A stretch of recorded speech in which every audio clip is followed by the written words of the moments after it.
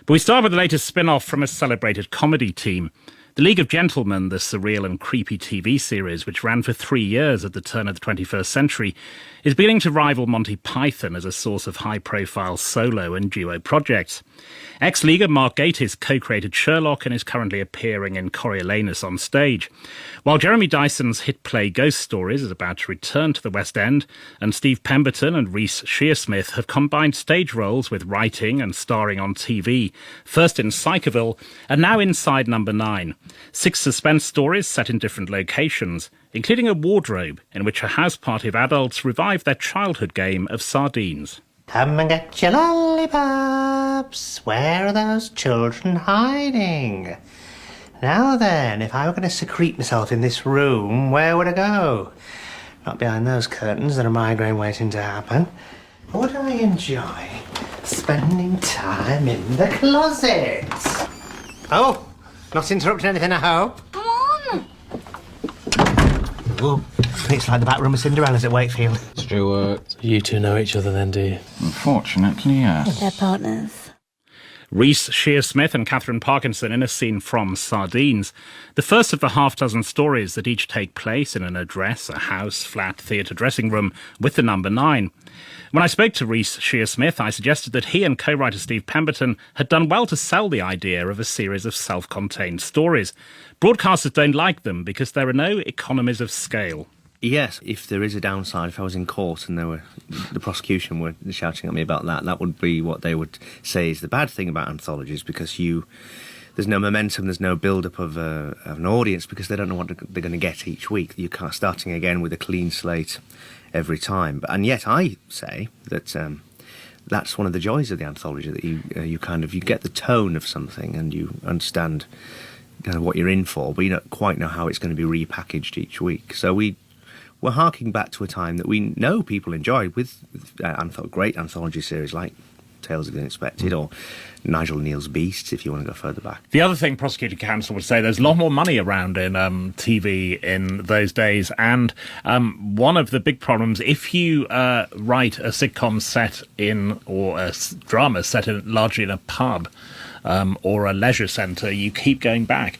Whereas, I mean, this one is even more, because it's location-driven. There's a different location each week. That's true, yes, of course. I mean, we didn't... However, we took it to be that it would be cheap to make, because it would be one room. One of the constraints that we put upon ourselves was that it would be quite a claustrophobic series, and we don't really, once we're in the number 9 of that said week, we never really leave it. So, yes, there were 6 very different places, but I think that, and in the end, I don't think it was particularly cheap to make, but we thought it would be.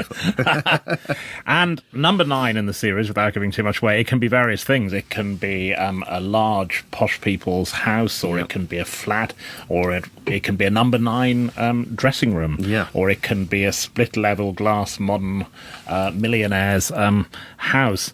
So did you start with a list of locations? No, we didn't really. The stories came first, but then we did become mindful of wanting to make sure that they all felt really different. One of the first ideas we had for it was this, the first episode is a set basically in a wardrobe. It really can't get more claustrophobic. But the idea of this game of sardines happening in this posh country house. And the constraints of literally film, we thought, how fun would it be to try to film literally in a wardrobe? Not one of those cheats where you're slightly outside of it, but you really feel like you're squashed in. Now, I'm fascinated by this, because I counted, and it's quite hard because of the camera angles, but certainly at one point there seemed to be 9 people in there. It's certainly 8 or 9 at one point. I think it is 9 from my counting. And you didn't expect to be mentioned in the context of him. Tom Hanks I interviewed recently about Captain Phillips, and they had a similar, because people have seen that, a large part of it takes place in a tiny submarine boat. Yeah, of course. And he explained how they shot it within those confines, and they had a little cutaway for the camera to get in. Yeah. So how did you had a trick wardrobe? We did, yeah. We had the wardrobe that was in the room, and we all, the very first rehearsal, we all trooped in it and got in it. We had to get 12 people in it, actually, in the end. And then there was a wardrobe that was a breakaway replica of the wardrobe off the set that we used to go in and then film the interiors. Sardines is a fantastic visual gag, as you say, so everyone in the wardrobe. The second story is, which is set in this millionaire split-level it's big flat, glass house. is really... a sound gag, really, because there are many sound effects, but there is only one spoken line of dialogue. That's right, yeah. We wanted in Psychoville to maybe do a silent episode, but we didn't ever do it in the end, but we always thought it would be a good experiment. So we began writing this story. We didn't think we could ever do a full half hour, but then we pursued actually completing entire 22 pages of stage direction. And so it was a real achievement, I think. It's really hard to do because you're continually thinking of the visual. That's all you've got, you know, you literally strip yourself away from the But it's actually, the you're words. being modest, it's actually harder than that because you need reasons why people aren't speaking Yes, to of each course. other. And one of the reasons it's so ingenious, I think, there's a point where Dennis Lawson, who plays the rich guy, and his girlfriend, we will say, they come down and sit on the sofa, and you think, well, they're going to have to speak now. Yes. And then, of course, just before you realise, well, they're not speaking Yeah, to they're each not other speaking, because that's right. So you had to, at some point, sit down and think, what are the reasons why Yes. people wouldn't speak? Because exactly that. We weren't doing a Charlie Chaplin kind of silent comedy. It wasn't with captions and people were not mouthing words and we were cutting away to what they were saying. This was, for one reason or another, you never hear dialogue. In the three I've been allowed to see so far, each of them, in a little tribute to Tales of the Unexpected, the Roald Dahl series, has a twist at the end. Did you... I always wonder about this. Do you have to know the twist when you start, or can you just hope one turns up? Yes, well, I think we don't always think of the twist and then work toward it. Sometimes the very fact that you haven't thought of it is all the more surprising because then when you get there, it's a surprise to you, and then you think, well, no one can fathom this because we didn't even know, which is a good way of doing it sometimes, as long as it does feel satisfying as well. I think you've got to have that in your mind. Writing partnerships, you and Steve Pemberton. As you know, some writing partnerships, there are slam doors, weeks of not speaking, all that kind of thing. Have you had any of that, you two? No, I think we know each other too well. It's like a war of attrition. We're just very silent with each other. If we're sullen, if someone's had an idea and the other one doesn't like it, we'll just be silent for a long time before, and the other one will relent eventually. And these were quite quick to write, quicker than normal. Psychoville was much more of a turmoil trying to beat out that long narrative and kind of all the story arcs and keep everything juggling. It seemed a trickier task. And with Psychoville and then the 6 separate stories in Inside Number 9, did you always know from early on which characters you two would play? No, we didn't. There's an episode I'm not in, there's an episode Steve's not in. We really were fearful of it looking like some kind of vanity thing where we were just showing off each week with playing different parts.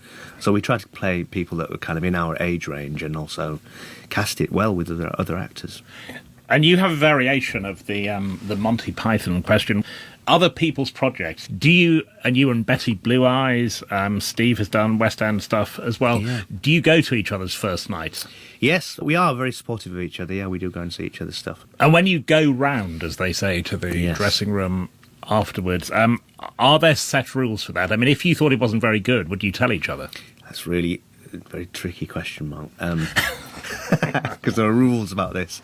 I once did tell an actor I didn't think it was very good. It was the worst mistake that you can ever make in your life, and I don't think he's ever really forgiven me.